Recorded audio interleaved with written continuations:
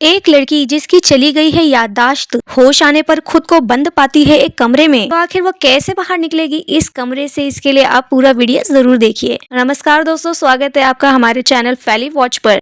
आज की कहानी काफी ज्यादा इंटरेस्टिंग होने वाली है। आपसे रिक्वेस्ट है, अगर आप इस चैनल पर नए हैं तो इसे लाइक जरूर कर दीजिए, सब्सक्राइब जरूर कर दीजिए। चलिए आज की कहानी को शुरू करते हैं। कहानी की शुरुआत में एडगर नाम के एक व्यक्ति को दिखाया जाता है। वो अपने वैन में कुछ सामान भर रहा होता है।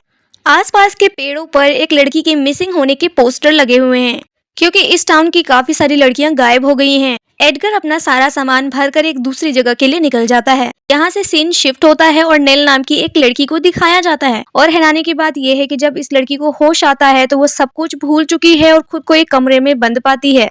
ये रूम चारों तरफ से दीवारों से घिरा हुआ है। वेल, इस रूम में एक गेट भी है, लेकिन वो भी लॉक है। यहाँ पे नील को ये समझ में नहीं आ रहा कि वो यहाँ कैसे पहुंची और क्या कर रही है। वो रूम के चारों तरफ देखने लग जाती है और उसे एक टाइमर भी दिखाई देता है। ये टाइमर भी धीरे धीरे बढ़ रहा था और वॉल के ऊपर 9 नंबर लिखा हुआ था।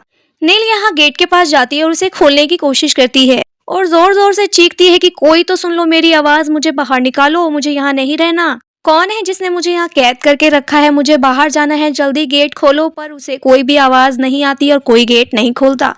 रूम में उसे एक फोन भी दिखाई देता है, जिससे वो पुलिस को कॉल लगाने की कोशिश करती है, लेकिन बाद में उसे ये पता चल जाता है कि इस फोन के अंदर सिम ही नहीं है। अब इन सभी चीजों के बाद वो काफी ज्यादा डर जाती है, घबरा जाती है और परेशान हो जाती है और तेज तेज से रोने लग जाती है, चीखने लग जाती है। लेकिन तभी उस रूम की जो लाइट है वो ग्रीन से दोबारा से ओरिजिनल हो जाती है। यहाँ वो चारों तरफ बहुत अच्छे से स्कैन करती है कि कहीं ना कहीं कोई ना कोई रास्ता तो होगा यहाँ से निकलने का। और उसे रूम के अंदर कुछ लोगों के खून के निशान भी दिखाई देते हैं और ये सब देखकर वो काफी डर जाती है, घबरा जाती है। उसे रूम के ऊपर एक डोर भी दिखाई देता है। नील तुरंत उसे ओपन करने की कोशिश करती है, क्योंकि दरवाजा काफी ऊपर है तो वो वहाँ तक नहीं पहुँच पाती है।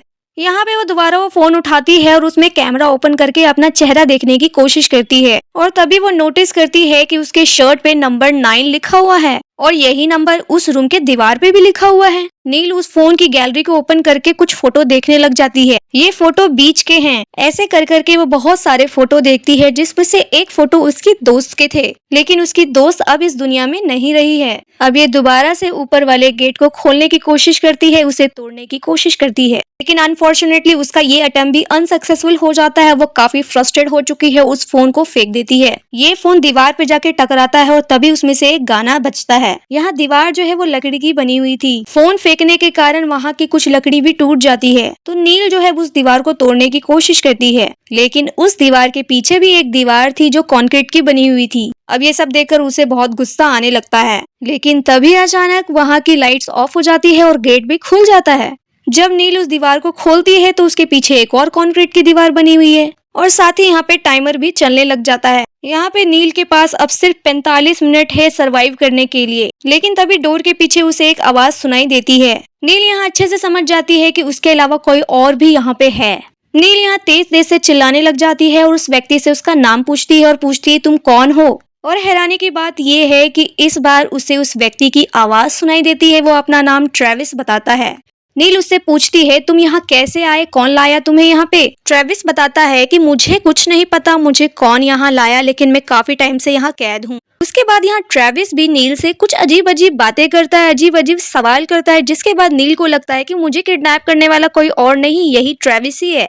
नील को यहाँ गुस्सा आने लग जाता है। वो उसे डांटने लग जाती है और कहती है कि तुम मुझे यहाँ क्यों किडनैप करके लाए हो, मुझे जल्द से जल्द छोड़ दो, मुझे जाना है। ट्रेविस यहाँ उसे कहता है कि तुम गलत समझ रही हो, तुम बेवजह मुझ पे शक कर रही हो, मैं तो खुद फंसा हुआ हूँ, मैं तुम्हें क्यों किडनैप करूंगा। नील उसे कहती है कि चलो ठीक है, लेकिन अब हम दोनों को यहाँ से बाहर निकलना है तो कुछ न कुछ तो सोचना पड़ेगा। साथ ही नील उसे समझाती है कि हम दोनों को एक दूसरे की मदद करनी होगी। अब मुझे ये बताओ कि तुम्हारे कमरे में क्या क्या है। हाँ, नील उसे बताता है कि ये रूम चारों तरफ से बंद है, एक चेयर है और दीवार पे नंबर 6 लिखा हुआ है और साथ ही रूफ के ऊपर एक छोटा सा गेट भी है। नील भी यहाँ बताती है कि मैं भी जिस रूम में हूँ ना, वो चारों तरफ से कंक्रीट की दीवारों से घिरी हुई है, लेकिन हाँ मेरे पास एक रस्सी है और रूफ पे भी गेट बनी हुई है। यहाँ ट्रेविस उसे कहता है कि ठीक है, इस रस्सी के थ्रू तुम वहाँ से बाहर निकलने की कोशिश करो। नील उसी रस्सी के सहारे जो है छत से बाहर निकलने की कोशिश करती है। रस्सी को वो एक हुक में अटका देती है और ऊपर चढ़ने की कोशिश करती है, पर यहाँ तो रस्सी टूट जाती है और नील नीचे गिर जाती है और बेहोश हो जाती है।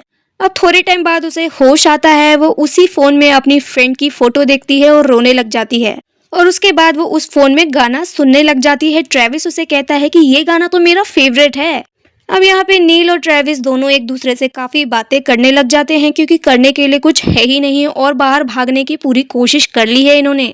नील यहाँ ट्रेविस से कहती है कि मेरे पास अब सिर्फ 15 मिनट बचे हुए हैं, हमें जल्द से जल्द कुछ करना होगा, यहाँ से बाहर निकलना होगा, नहीं तो हमेशा के लिए हमें यहाँ बंद रहना पड़ेगा। तभी अचानक ट्रेविस के ऊपर कोई अटैक कर देता है। ये सुन के नील काफी ज्यादा डर जाती है, घबरा जाती है, लेकिन नील उस अटैक से बच जाता है और कहता है कि हाँ, हमें जल्द से जल्द यहाँ से निकलना होगा। उसके बाद नील अपने शोल्डर पे कुछ महसूस करती है जो उसके स्किन के अंदर था। अब यहाँ नील उठकर दीवार के चारों तरफ देखती है, उसके साथ छत को भी देखती है। तभी उसे वहाँ एक हिडन कैमरा दिखाई देता है। यहाँ पे वो गुस्से में आकर उस कैमरे को तोड़ देती है। अब दोस्तों ये वही कैमरा होता है जिसके थ्रू हेडगर उस पर नजर रखे हुए था।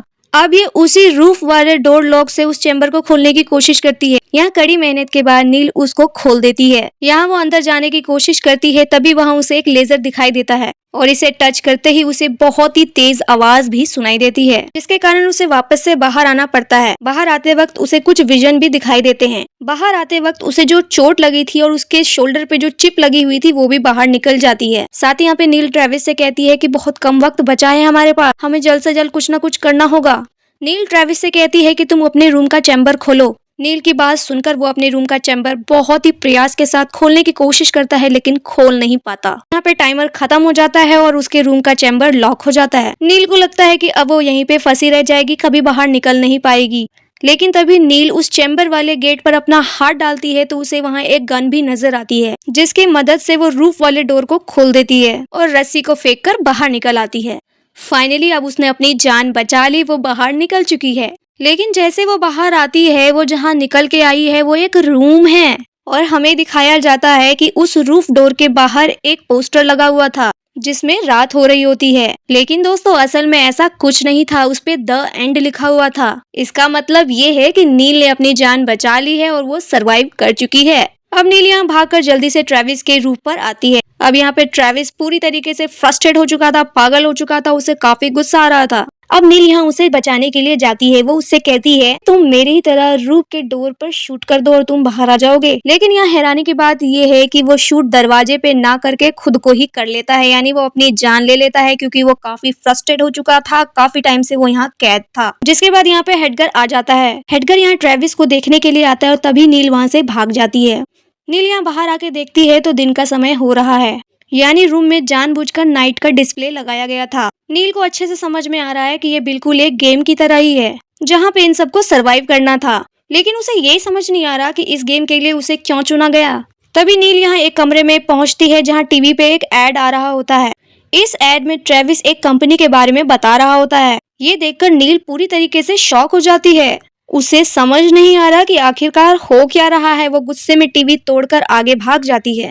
वहाँ से बाहर निकलने के बाद उसे उसके दोस्त डवन का रूम दिखाई देता है। उस बोर्ड पर अपनी दोस्त का नाम देखकर वो समझ जाती है कि ये उसकी दोस्त नहीं है, जबकि इस रोबोटिक सिस्टम की फाउंडिंग डायरेक्टर समर है। वो ये सब कुछ प्रोसेस कर ही रही होती है, तभी कुछ लोग कमरे के अंदर आते हैं, जहाँ पे उसके जैसे दिखने वाली कई सारी लड़कियां और उसे बताती हैं कि वो उसकी फाउंडिंग डायरेक्टर हैं, यानी समर ही इसकी फाउंडिंग डायरेक्टर हैं। यहाँ पे कुछ लोग ट्रायल्स के बारे में पूछते हैं, तो वो लड़की बताती है कि कोई भी एक्टिव ट्रायल नहीं चल रहा है, एक ट्रायल तो जस्ट अभी खत्म ही हुआ है।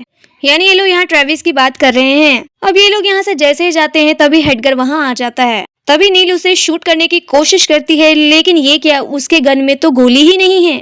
एडगर यहाँ टैबलेट की मदद से नील को रोक देता है। अभी दोस्तों यहाँ सीन शिफ्ट होता है और नील को उसी बीच पे दिखाया जाता है जो बीच उसने फोटो में यानी उस फोन में देखा था। यहाँ एडगर उसके सामने आता है और उससे कहता है कि मैं तुमसे ट्रायल के बारे में कुछ सवाल करना चाहता हूँ। एडगर उससे पूछता है कि ये बताओ कि तुम्हें उस रूम में कैसा लग रहा था। ये सवाल सुनकर नील काफी ज्यादा गुस्सा हो जाती है और कहती है तुम पागल हो क्या, उस रूम में मैं कैद थी और कैद होकर किसी को कैसा लगेगा। तो एडगर उसे कहता है कि ठीक है गुस्सा मत करो, अब ये बताओ कि तुमने ट्रेविस की मदद करने की कोशिश क्यों की। नील कहती है कि मैं किसी को भी अपने सामने मरता हुआ नहीं देख सकती। तभी यहाँ पे एडगर एक शॉकिंग ट्रूथ रिवील करता है कि वो और ट्रेविस एक रोबोट हैं और उन दोनों के ऊपर अलग अलग टेस्ट चल रही थी और जो कुछ भी उसे विजुअल आ रहा था उसकी दोस्त का और बाकी चीजों का, वो सब आर्टिफिशियल मेमोरी थी और इस सारी मेमोरी को उस चिप में अप्लाई कर दी गई थी जो उसके शोल्डर पे लगी हुई थी, ताकि ये रोबोट नॉर्मल इंसानों की तरह बिहेव करें और उसके थोड़ी देर बाद नील जो है स्टॉप हो जाती है और एडगर उसे अपने गाड़ी में बिठाकर ले जाता है और उसी के साथ दोस्तों ये कहानी यहाँ खत्म हो जाती है। तो दोस्तों आपको ये कहानी कितनी पसंद आई आप हमें कमेंट में जरूर बताइए और ऐसी इंटरेस्टिंग स्टोरीज के लिए हमारे चैनल को लाइक कीजिए, सब्सक्राइब कीजिए। धन्यवाद।